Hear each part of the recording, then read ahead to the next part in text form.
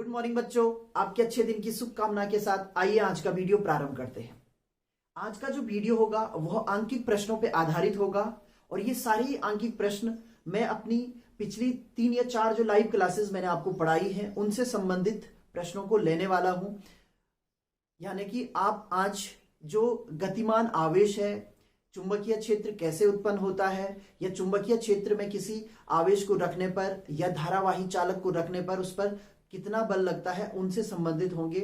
तो आज हम देखने वाले हैं ये सारे ही न्यूमेरिकल प्रश्न, वो भी एक ही वीडियो में। तो आइए जो पहला प्रश्न है उसे ले लेते हैं। प्रश्न आपको आपकी स्क्रीन पर दिख जाएगा। जो पहला प्रश्न है वह इस तरीके से है कि एक 5 सेंटीमीटर का सर्कुलर लूप है जिसमें 10 एम्पियर की धारा बह रही है और हमें इस सर्कुलर लूप के केंद्र पर चुंबकीय क्षेत्र का मान ज्ञात करना है। तो पहला ही जो कॉन्सेप्ट आपको पढ़ाया था बायो-सेवर्ट का नियम, उसका यहाँ पर अनुप्रयोग होने वाला है। इस तरीके से प्रश्न दिया गया है कि एक सर्कुलर लूप है, इस सर्कुलर लूप की जो रेडियस है यानी कि यहां से लेकर यहां तक की जो डिस्टेंस है वो 5 सेंटीमीटर है और इसमें जो धारा बह रही है वो 10 एम्पियर की बह रही है। आपको सेंटर यानी कि ये ओ जो बिंदु है उस पर क्या बताना है, चुंबकीय क्षेत्र का मान बताना। बहुत इजी प्रश्न है। सबसे पहले आपको दिया गया है, दिया है यहाँ पर त्रिज्या दी गई है वृत्ताकार पथ की, r बराबर 5 सेंटीमीटर दी गई है। तो आप इसको चेंज कर दीजिए, इसको इस तरीके से लिखिए 5 × 10⁻⁻2 मीटर। जब भी सेंटीमीटर हो उसको मीटर में चेंज करना हो 10⁻⁻2 लगा दीजिए।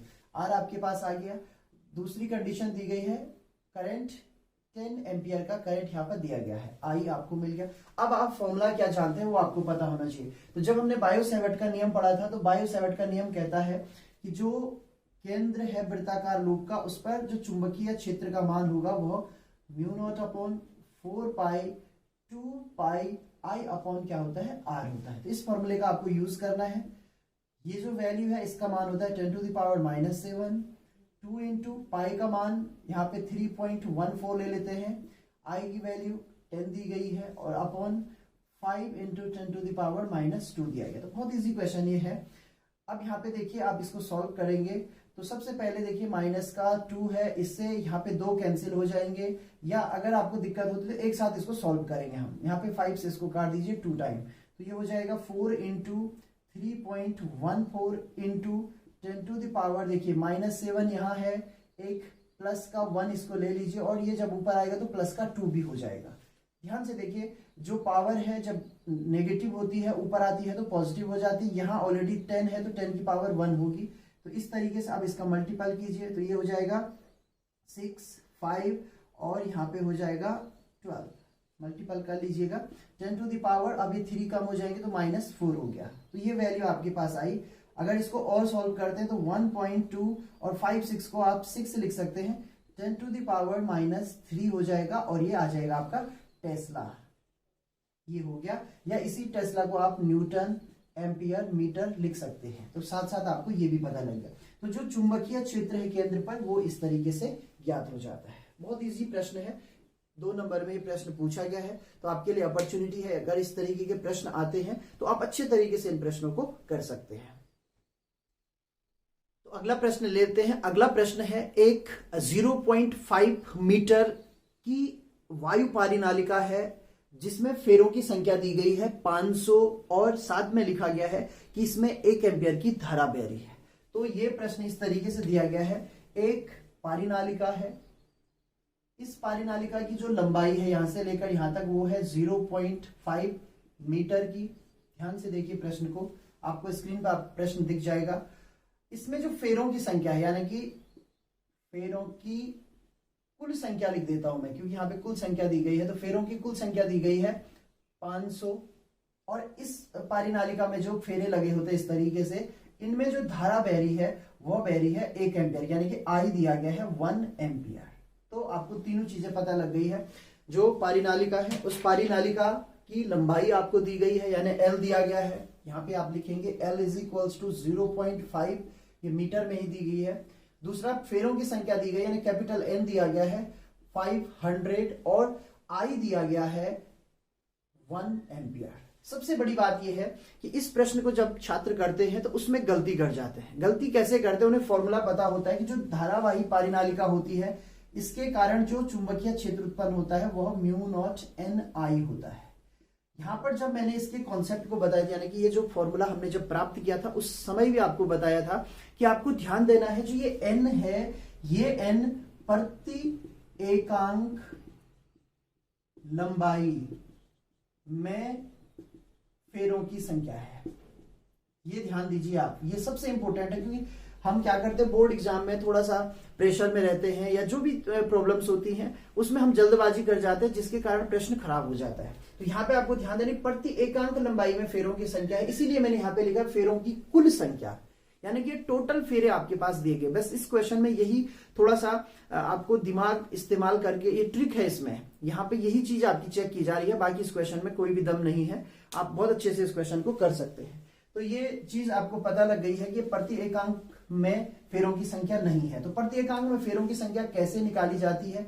तो सबसे पहले आप यहाँ पे क्या करेंगे, प्रति एकांक में फेरों की संख्या के लिए n अपॉन एल कर देंगे। भाई टोटल लंबाई कितनी है, कुल फेरे कितने, उनको डिवाइड कर देंगे तो ये हो जाएगा, फेरों की संख्या है 500 और ये हो जाएगा 0.5। तो जब आप इसको डिवाइड करेंगे तो ये 1000 आएगा। यहाँ पे 5 से 5 कट गया, ये पॉइंट है तो पॉइंट से ये 1000 बन जाएगा। तो ये वैल्यू आपके पास प्राप्त होगी।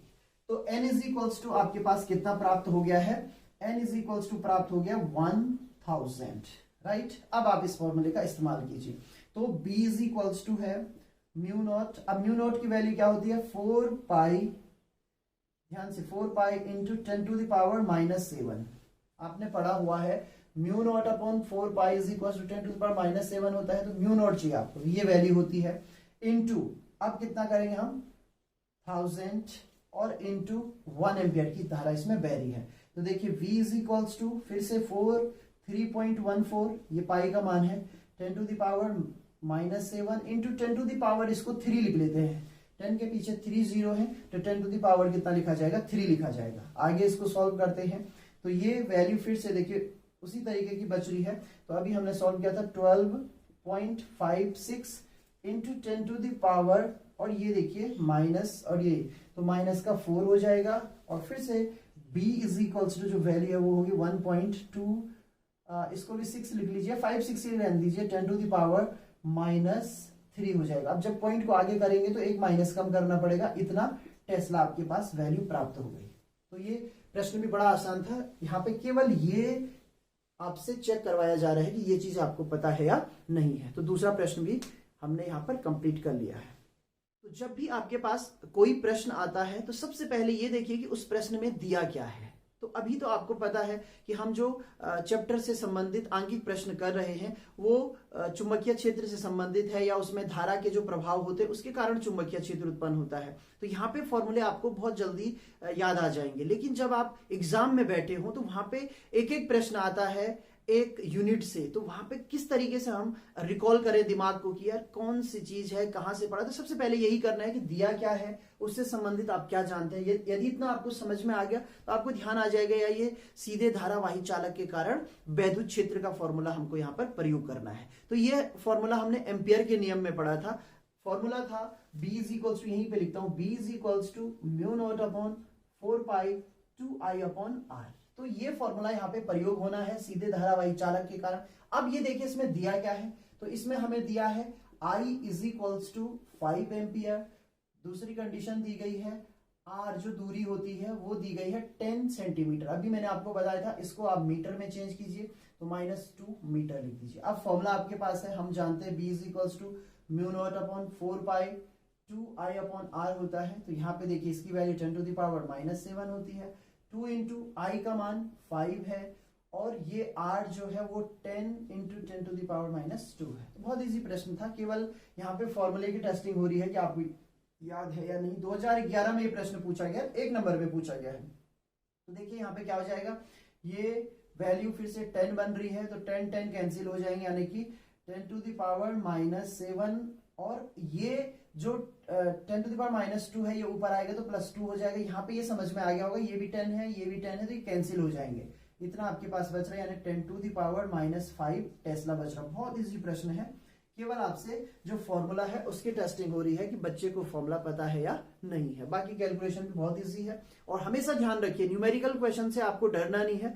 जो बोर्ड एग्जाम में न्यूमेरिकल क्वेश्चन आते हैं उनके जो मतलब कैलकुलेशन होता है वो बहुत इजी होता है। कहीं ना कहीं उसमें ट्रिक होती है कि आप उसको बहुत अच्छे तरीके से सॉल्व कर पाए।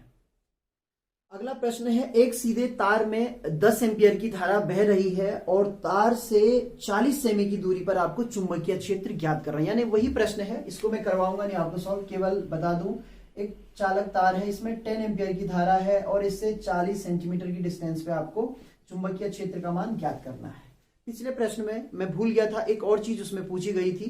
वो पूछी गई थी कि जो चुंबकीय क्षेत्र का मान होगा उसकी जो दिशा होगी वह किस नियम से दी जाएगी। तो इसके लिए हम जो नियम प्रयोग करते हैं, दाएं हाथ के अंगूठे का नियम, ये वाला नियम मैंने आपको बताया है कि दाएं हाथ में यदि आप एक धारावाही चालक को इस तरीके से पकड़े कि जो अंगूठा है वह चालक में बहने वाली धारा की दिशा में हो, तो जो उंगलियां होती हैं ये किसकी दिशा बताती हैं? चुंबकीय बल रेखाओं की दिशा बताती हैं। और चुंबकीय बल रेखाओं पर चुंबकीय क्षेत्र जो है हमेशा स्पर्शी होता है। तो वहां पे एक और पार्ट था उस प्रश्न में, 2 नंबर का प्रश्न था। आपको लिखना है कि जो दाएं हाथ के अंगूठे का नियम है या राइट हैंडेड स्क्रू जो रूल है उसके द्वारा जो है चुंबकीय क्षेत्र का मान दिया जाता है। ये प्रश्न डिट्टो वही है, सेम फॉर्मूला आपको इस्तेमाल करना है। आप इस प्रश्न को कर सकते हैं, तो खुद कीजिएगा इस प्रश्न को।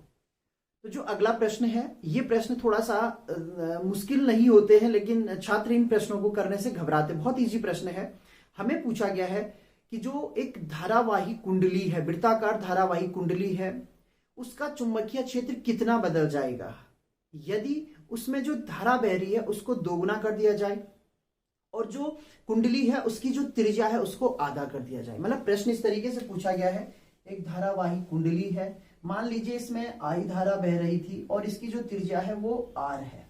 अब प्रश्न पूछता है कि यदि इस कुंडली को आधा कर दिया जाए, यानी कि अब जो त्रिज्या है वो r/2 हो जाए और इसमें जो बहने वाली धारा है वह 2i हो जाए, यानी हमने धारा को दोगुना कर दिया है। तो जो अब चुंबकीय क्षेत्र का मान है वह कितना बदल जाएगा। तो आप ये समझ लीजिए कि इस प्रश्न के 2 भाग हैं। पहला भाग वो है जो मैंने पहले बनाया था, यानी कि इसको आप कुछ देर के लिए भूल जाइए। ये जो अंदर बनाया है इसको कुछ देर के लिए आप भूल जाओ और ये ध्यान रखो कि यहाँ पर धारा बह रही है, आई धारा बह रही है और यहाँ केंद्र पर आपको चुंबकीय क्षेत्र का मान ज्ञात करना है। तो हम सीधे जानते हैं जो चुंबकीय क्षेत्र का मान होता है वृत्ताकार कुंडली पे वो होता है μ0/4π2πi/r। ये पहली कंडीशन है, राइट। अब उसने कंडीशन बदल दी। कंडीशन क्या कहा कि जो कुंडली है वो श्रिंक हो गई है और उसकी जो त्रिज्या है वो कम रह गई है। तो अब इस फिगर की आवश्यकता नहीं है हमें। अब जो प्रश्न है आप इस तरीके से ले लीजिए कि हमारे पास कंडीशन क्या हो गई, एक कुंडली है उसमें धारा 2i बह रही है और उसकी जो त्रिज्या है वो r/2 है, राइट। अब फिर से आप प्रश्न इसको B1 चुंबकीय क्षेत्र नाम दे दीजिए, μ0/4π ये सेम रहेगा, 2π सेम रहेगा, i की जगह पे 2i हो जाएगा और जो r है r की जगह पे r/2 हो जाएगा, राइट। अब इसको आप सॉल्व कीजिए, μ0/4π हो गया। यहां पर देखिए 2 ऊपर चले जाएगा, इसको बाकी को आपको छेड़ना नहीं है। 2πi ऐसे रहने दीजिए, r ऐसे रहने दीजिए, इंटू 4 लिख दीजिए। ये 2 और ये वाला 2, इन दोनों को मिलाकर 4 बन गया। तो आप 4 इंटू μ0/4π 2πi/r ऐसा लिख दीजिए। ये क्यों लिखा? क्योंकि ये किसका मान है? b का मान है। क्वेश्चन नंबर जो 1 है हमारी, तो आप लिख सकते हैं जो B1 है, यानी कि जो नया चुंबकीय क्षेत्र बना है वो 4 टाइम्स किसके हो गया है? B के हो गया है। तो यहाँ पे आपको इस तरीके से आंसर देना है कि यदि वृत्ताकार जो कुंडली है उसमें धारा का मान 2i हो जाता है और उसकी जो त्रिज्या है वो r/2 हो जाती है, तो जो नया चुंबकीय क्षेत्र बनेगा वह पहले चुंबकीय क्षेत्र के 4 गुना हो जाएगा। बहुत इजी प्रश्न है। एक और चीज आपके दिमाग में आ सकती है, यार ये तो सारे इजी प्रश्न हैं और हम इन प्रश्नों को खुद भी कर सकते हैं। मैं आपको बताना चाहता हूं इजी ही प्रश्न आते हैं, फिर हमें जबरदस्ती टफ क्वेश्चन क्यों करने हैं। टफ क्वेश्चन आएंगे आपके IIT में आएंगे, नीट में आएंगे, तो यहां हमें क्यों जबरदस्ती जो है टफ क्वेश्चन करने हैं। यही चीज तो समझनी है कि प्रश्न हमेशा आसान ही आते हैं, लेकिन दिक्कत ये होती है जब हम एग्जाम हॉल में होते हैं तो उस समय हमें ये पता नहीं चलता है कि ये प्रश्न आया कहां से है। लेकिन मैं आपसे कह रहा हूं यदि आप इस टाइम पे रिवीजन करते हैं तो आपको एक एक प्रश्न पता लगेगा कि वह कहां से आया है। बहुत ही शानदार तरीके से हमारा सिलेबस आगे बढ़ रहा है। हम लगभग पूरी ही बुक जो है रिवाइज कर लेंगे और सारे ही न्यूमेरिकल प्रश्न भी हम सॉल्व कर लेंगे। अगला जो प्रश्न है उस प्रश्न में दो समांतर धारावाही चालक दिए गए हैं जिनमें कहा गया है कि समान धारा बह रही है और उनके बीच की जो दूरी है वह 0.06 मीटर की डिस्टेंस है। और प्रश्न इस तरीके से दिया गया है कि यदि उनमें समान धारा बह रही है तो यहां पर जो बल है, जो आकर्षण बल लगेगा, उस बल का मान है 3 × 10⁻³ न्यूटन। तो यहां पर प्रश्न को थोड़ा से उल्टे तरीके से दिया गया है कि जो चालक है उसमें आई धारा बह रही, दोनों में समान धारा बह रही है, एक ही दिशा में बह रही है और उसके कारण जो है बल लग रहा है और उस बल का मान हमें यहां पर दिया गया है। तो बल यहां पर दिया गया है 3 × 10⁻³ न्यूटन दिया गया है। इनके बीच की डिस्टेंस दी गई है जिसे हम आर कहते हैं, 0.06 मीटर दी गई है और हमें आई याद करना ही क्वेश्चन मार्क है। तो सबसे पहले हम ये जानेंगे कि जो दो समांतर धारावाही चालक होते हैं उनके बीच बल कितना लगता है। तो ये मैंने आपको बताया था कि चुंबकीय क्षेत्र एक दूसरे के लिए उत्पन्न करते हैं और इनके बीच जो बल लगता है उसका फॉर्मूला होता है F = μ0/4π2I1I2 अपॉन क्या होता है, R होता है। इस फॉर्मूले का आपको यूज करना है। अब अच्छे तरीके से यूज कीजिए। यहाँ पर 3 × 10⁻³ है, इसकी वैल्यू -7 होती है। 2 × I1 कितना है, I ही है। I2 कितना है, I है। हमने देखिए धारा को I मान लिया है अपॉन 0.06। कभी भी हो आपसे गलती तब नहीं होती है जब आप बहुत बेसिक लेके चलते हैं। यहाँ पे मैं डायरेक्ट I² भी लिख सकता था लेकिन मैंने आपकी सुविधा के लिए, आपकी समझदारी के लिए I ही रखा है। तो दोनों धाराओं का मान I है। अब इसको कैलकुलेट कीजिए तो ये 10⁻⁷ 2 × अब इसको I² लिख दीजिए और यहाँ पे 3 × 10⁻³ × 0.06 हो गया है। ध्यान से देखिए, मैंने इसको इस साइड रख लिया है, इसको उस साइड रख लिया, कोई फर्क नहीं पड़ता है, बस आपको दोनों की साइड को एक्सचेंज कर देना है। अब देखिए I² = कितना हो जाएगा, 3 × 10⁻³ × 0.06। इसी तरीके से मैंने इसको रखा हुआ है और ये हो जाएगा 2 × 10⁻⁷, राइट। अब आपको सॉल्व करना है। सॉल्व करने के दो तरीके, देखिए इसमें पॉइंट के दो प्लेस हैं तो 10⁻⁻ कितना हो जाएगा, 5 हो जाएगा। यानी कि मैं इसका सॉल्यूशन अगर आपको बताऊं तो ये हो जाएगा 3 × 6 × 10⁻⁵। ध्यान से देखिए, और ये रहेगा 2 × 10⁻⁷। 2 से 6 को काट दीजिए 3 टाइम, ओके। अब देखिए क्या बचेगा आपके पास, I² = हो जाएगा 9, 3 कितना होता है, 9 होता है, इंटू 10⁻, अब ये माइनस का 5 है, नीचे से प्लस का 7 होगा, तो ये बचेगा I² = 900, राइट। I² है, आपको I का मान चाहिए, तो I हो जाएगा √900। आपको इतने स्टेप करने की जरूरत नहीं है, मेरा काम है सिखाने का, इसलिए मैं सारे स्टेप बताऊंगा। और ये हो गया 30 एम्पियर। तो I का जो मान है वो कितना है, 30 एम्पियर है। तो 30 एम्पियर की धारा इनमें बह रही है जिसके कारण इतना बल लग रहा है। 1 एम्पियर जब धारा बहती है तब बल लगता है 2 × 10⁻⁷ न्यूटन। तो ये बहुत छोटा बल है, ये बहुत ज्यादा है, इसीलिए 30 एम्पियर की धारा यहां पर आई है। अगला प्रश्न है, आप अपनी स्क्रीन पर देखिए, अच्छे से केयरफुली आप प्रश्न को पढ़िए। प्रश्न लिखा गया है कि एक वृत्ताकार कुंडली है जिसका व्यास 0.2 मीटर है। यहां पर मैंने फिगर बना दी है, मैं कोशिश कर रहा हूं कि मैक्सिमम क्वेश्चन आपको फिगर के द्वारा ही समझाऊं, उससे आपको कॉन्सेप्ट का पता भी लग जाएगा। तो इसका जो व्यास है वो 0.2 मीटर दिया गया है।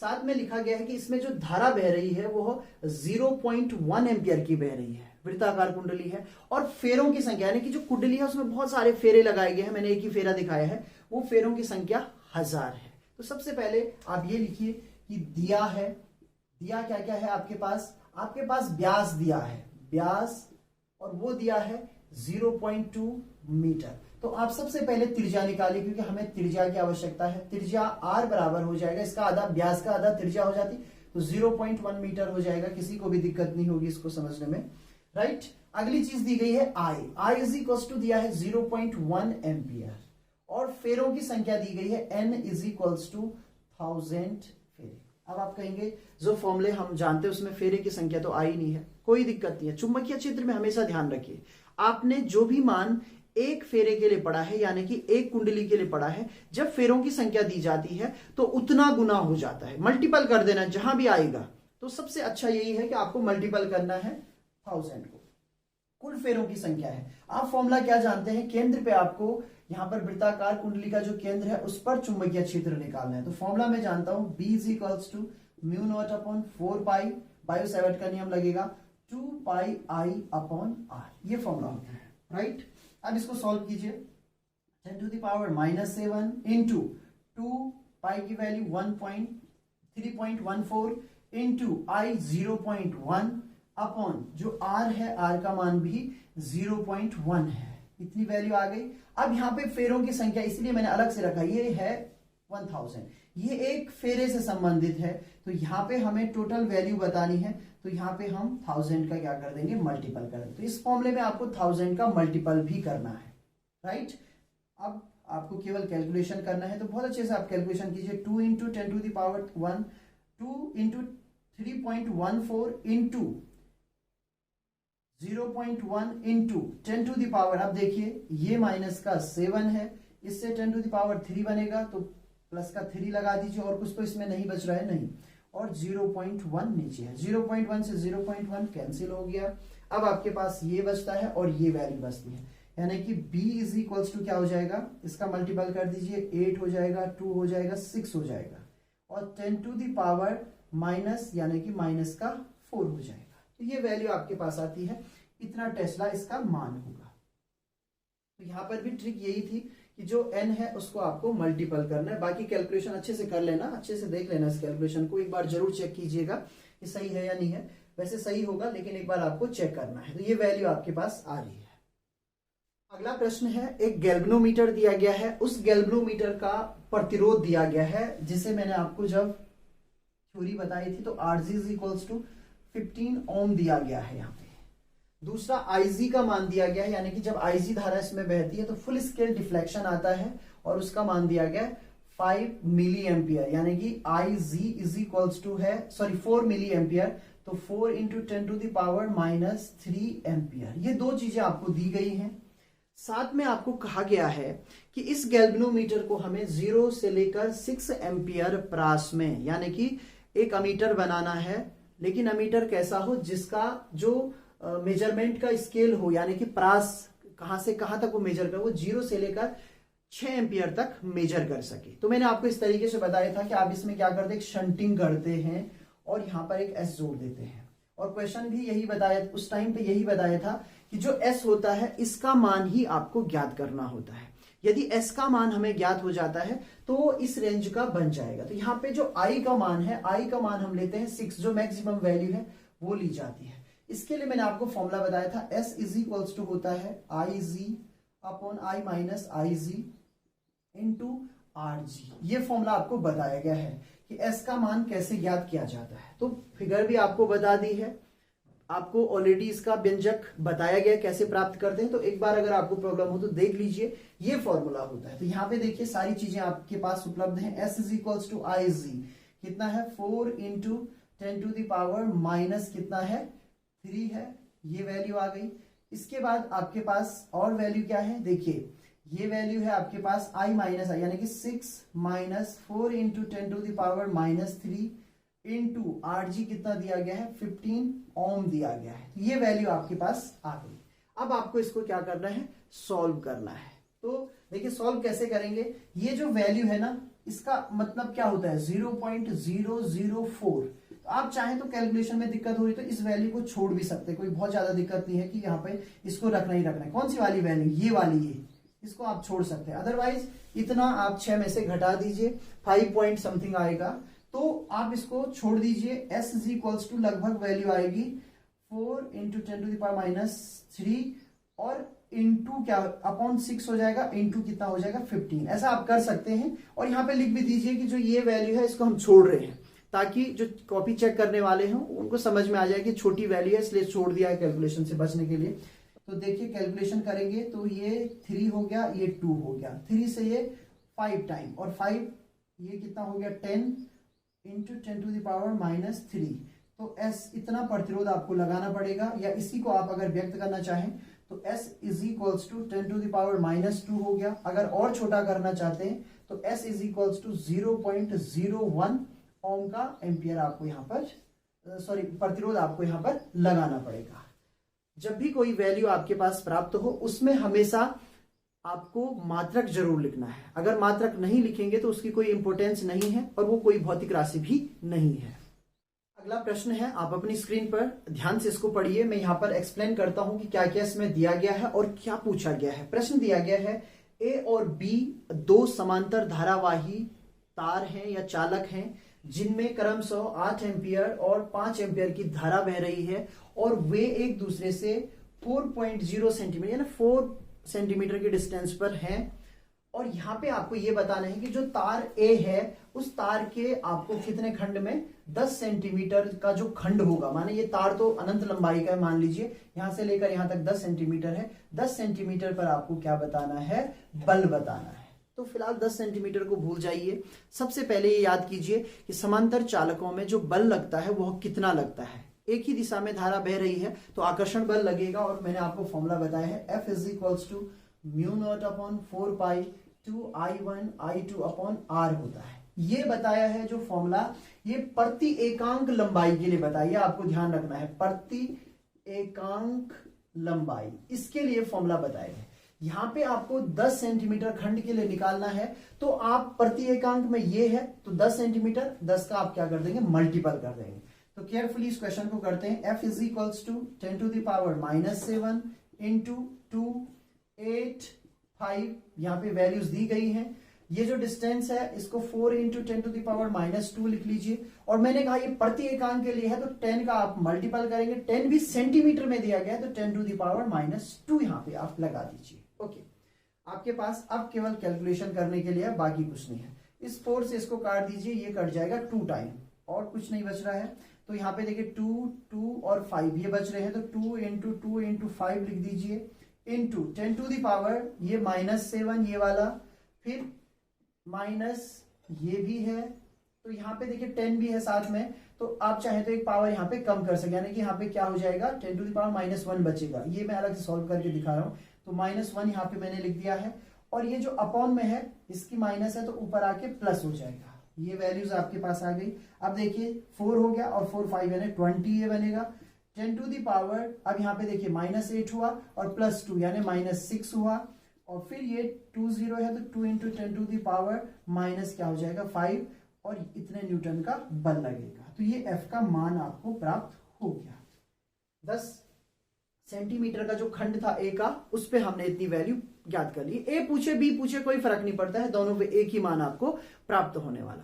तो बहुत आसान क्वेश्चन है, लेकिन थोड़ा आपको यहाँ पे यही चीजें देखनी है। कॉन्सेप्ट जिसके क्लियर होंगे उसको बिल्कुल भी प्रॉब्लम नहीं होगी, इसीलिए मैंने पहले आपको कॉन्सेप्ट पढ़ाए और आज मैं आपके लिए न्यूमेरिकल क्वेश्चन लेकर आया हूं। अगला प्रश्न आपको आपकी स्क्रीन पे दिखेगा। प्रश्न है कि हाइड्रोजन परमाणु है जिसमें इलेक्ट्रॉन, ये इलेक्ट्रॉन मैंने दिखाया, फिगर उसकी बनाई है, इलेक्ट्रॉन R त्रिज्या यानी कि जो त्रिज्या का मान है वो 5.3 × 10⁻−11 मीटर दिया गया है त्रिज्या की कक्षा में, और इतनी स्पीड से, कितनी है 2.3 × 10⁴ मीटर पर सेकेंड की स्पीड से क्या कर रहा है, गति कर रहा है। अब यहां पर आपको चुंबकीय आघूर्ण का मान बताना है। किसका मान बताना है, ध्यान दीजिए, आपको बताना है चुंबकीय आघूर्ण का मान। तो आपको पता होना चाहिए चुंबकीय आघूर्ण है उसे M कहते हैं, बाकी चीजें बाद में रिकॉल करते हैं। ये कॉन्सेप्ट मैंने आपको लास्ट टाइम पे पढ़ाया था कि एक इलेक्ट्रॉन जब न्यूक्लियस के चारों तरफ घूमता है तो वो चुंबकीय आघूर्ण उत्पन्न करता है। और चुंबकीय आघूर्ण के लिए मैंने आपको प्रिपेयर किया था कि जो M होता है वो IA होता है, और जो I का मान है, मैं फिर से कॉन्सेप्ट बता रहा हूं, E/T होता है इंटू A होता है। तो यहाँ पे देखिए E और इसकी वैल्यू 2πr/v इंटू πr² बताई थी, थोड़ा सा रिकॉल करवा रहा हूं। तो जब आप इसको सॉल्व करते पाई कैंसिल हो गया, एक आर से आर कैंसिल हो गया, तो ये मिलता है आपको EV/2, ये फॉर्मूला मिलता है M का। बिल्कुल इसी फॉर्मूले का यहाँ पे हमको क्या करना है, प्रयोग भी करना है। तो देखिए मैंने जल्दी से आपको ये वैल्यू बता दी है। अब मैं इस फॉर्मूले का क्या करता हूं यहाँ पे इस्तेमाल, क्योंकि इस फॉर्मूले के लिए यहाँ पे सारी चीजें दी गई है। तो कभी कभी इस तरीके के प्रश्न आपके पास आ जाते हैं। R आपके पास दिया हुआ है, यही दिया है, इसी को आप देख लीजिए, V दिया है और बाकी चीजें हमें खुद पता लग जाएंगी। तो M = होता है, यानी कि चुंबकीय आघूर्ण का मान M = होता है EV/2, ये फॉर्मूला होता है। E का मान कितना होता है आपको पता है, 1.6 10 to the power minus 19। v का मान कितना दिया है 2.3 इंटू 10 टू द पावर 4 दिया है, और यहाँ पे इसकी भी आवश्यकता नहीं है। r का मान कितना दिया है, वो दिया है 5.3 into 10 to the power minus 11, right. अब अपॉन में क्या है 2 है, तो इसको जब आप सॉल्व करेंगे तो सॉल्व इस तरीके से किया जाएगा 1.6 into 2.3 into 5.3 into 10 to the power, ध्यान दीजिए माइनस 19 है, प्लस का 4 है, और फिर माइनस का 11, अपॉन क्या हो जाएगा 2 हो जाएगा। तो ध्यान दीजिए यहाँ पे 2 से आप इसको कैंसिल कर सकते हैं, तो ये 0.8 हो जाएगा, 2.3 हो जाएगा और 5.3 हो जाएगा इंटू 10 टू द पावर, यहाँ पे देखिए ये 11 है यानी कि माइनस का 19 है, पहले इसको आप ऐड कर दीजिए तो माइनस का 15 आएगा, और माइनस का 15 तो ये माइनस का 26 हो जाएगा। ये आपके पास m आ रहा है, मात्रक होता है एम्पियर मीटर स्क्वायर। इसको और सॉल्व करें तो ये लगभग 9.725 ऐसे कुछ आएगा 10 to the power minus 26। Calculation आप खुद कीजिएगा, इसका बड़ा कैलकुलेशन है, तो एक बार सही तरीके से पीछे जाके आप इसका कैलकुलेशन कर लीजिएगा। इसका कैलकुलेशन मैंने किया था, तो इसकी वैल्यू जो है बिल्कुल यही है 52 है, यहाँ पे जो वैल्यू है 52, तो ये वैल्यू आपको प्राप्त होगी, मात्रक एम्पियर मीटर स्क्वायर होता है। तो इजी क्वेश्चन है, लेकिन आपको ये सारी चीजें पता होनी चाहिए। तो अच्छा क्वेश्चन था, पूछा जा सकता है, न्यूमेरिकल वैल्यू चेंज हो सकती है, बाकी आपको कैलकुलेशन इस तरीके से करना है। अगला प्रश्न है, एक सीधा तार था जिसमें 12 एम्पियर की धारा बह रही थी, उसको इस तरीके से मोड़ के यानी कि अर्धवृत्ताकार बना दिया गया है, और अर्धवृत्ताकार बनाने के बाद आपसे पूछा गया है कि उसके केंद्र पर चुंबकीय क्षेत्र का मान क्या होगा। तो सबसे पहले देखिए कि यदि ये पूरा वृत्त होता है इस तरीके से, इसकी त्रिज्या तब भी 2.0 सेंटीमीटर रहने वाली है। यहाँ पे जो त्रिज्या दी गई है r बराबर वो 2 सेंटीमीटर दी गई, तो उसको 10 टू पावर माइनस 2 मीटर में लिख सकता हूं, राइट। अगर ये पूरा वृत्त भी होता तब भी त्रिज्या यही होती, ओके। दूसरी कंडीशन ये है कि इसमें जो धारा बह रही आई का मान दिया गया है 12 एम्पियर, तो हम पूरे वृत्त के कारण जो केंद्र पर चुंबकीय क्षेत्र का मान होता है वो जानते हैं। बहुत सारे क्वेश्चन इसके करवा दिए हैं, mu naught upon 4 pi 2 pi I upon R हम जानते हैं। ये पूरे वृत्त के कारण होता है, इसलिए मैंने ये आधा हिस्सा आपको इस तरीके से दिखाया। अब अर्धवृत्त के कारण क्या होगा, तो भाई इसका आधा कर देंगे ना, mu naught upon 4 pi 2 pi I upon R. तो ये करा, ये 2 से 2 कैंसिल हो गया, तो कुल मिला के आपके पास बच रहा है mu naught upon 4 pi pi I upon R. तो ऐसे क्वेश्चन पूछे जाते हैं, वहां पे आप थोड़ा सा ये इस्तेमाल कर ले, अपने दिमाग का इस्तेमाल कर ले, तो अच्छे तरीके से आप कर सकते हैं। ये फॉर्मूला बन गया 10 to the power minus 7 pi 3.14 into I 12 ampere है, और जो आर का मान है वो कितना दिया गया 2 into 10 to the power minus 2 दिया गया है। अब आपको कैलकुलेशन ही करना है, 2 से इसको काट दीजिए 6 टाइम, बाकी आप मल्टीपल कर लेंगे तो 6 into 3.14 into 10 to the power minus 7 है, यहाँ कुछ भी नहीं, और ये माइनस का तो ऊपर आके प्लस हो जाएगा, यानी कि आपके पास बचेगा 6 का इसके साथ मल्टीपल कीजिए तो 6 4 जा हो जाएगा 24, 6 1 जा 6, तो ये 8 बन जाएगा, और फिर 6 3 जा 18 हो जाएगा, right. Into 10 to the power minus का क्या हो जाएगा 5 हो जाएगा। आप चाहें तो इसको b इज इक्वल्स टू 1.8 और इसको 9 लिख सकते हैं, या 880 रहने दीजिए, और 10 to the power minus 4 tesla आप लिख सकते हैं। तो ये वैल्यू आ गई अर्धवृत्त पर। इस तरीके के क्वेश्चन पूछे जाते हैं। कई बार और भी क्वेश्चन यहाँ पे पूछता है, क्या करता है, ठीक इसके साथ इस तरीके से और फिगर बनाता है, इसमें करंट की डायरेक्शन ये है, इसमें अपोजिट कर देता है, जैसे ये कर दिया करंट की डायरेक्शन। तब पूछता है केंद्र पर कितना चुंबकीय क्षेत्र होगा। ध्यान दीजिए, मैं अपनी तरफ से प्रश्न इसमें जोड़ रहा हूं। उल्टी धारा बहा देगा, सेम चीज रखेगा और कहेगा केंद्र पर कितना होगा। तो देखिए इसके कारण जो चुंबकीय क्षेत्र होगा वो इतना उत्पन्न होगा, जो नीचे से भी सेम धारा बहेगी तो उतना ही चुंबकीय क्षेत्र उत्पन्न होगा, और दोनों एक दूसरे के विपरीत होंगे, इसलिए एक दूसरे को क्या कर देंगे, निरस्त कर देंगे और वैल्यू 0 हो जाएगी। ऐसा प्रश्न भी पूछा जा सकता है।